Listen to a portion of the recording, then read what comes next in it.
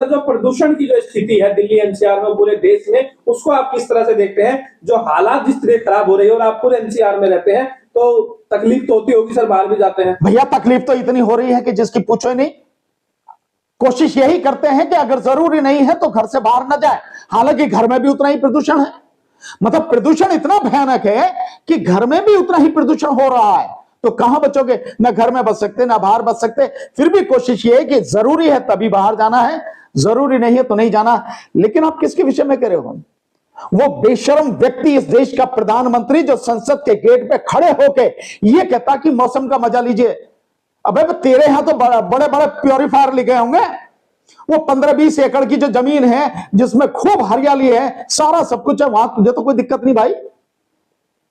तेरी जो ऐसे लोग हैं तुम्हें तो कोई दिक्कत नहीं है। लेकिन इस देश की जनता से पूछो, और ये तो लोगों को अब पता लग रही है। हकीकत तो यह है, इस देश में सबसे बड़ा अगर आतंकवाद अगर कहा जाए तो वो इसी प्रदूषण के माध्यम से है।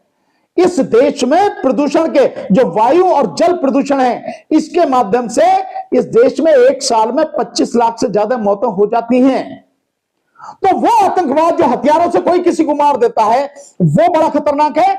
ये है जो कम मतलब बिना कुछ के उस लोगों के बिना हथियार के ही लोगों को खत्म कर दे रहा। 25 लाख लोगों की मौत इस देश में केवल प्रदूषण से होती है।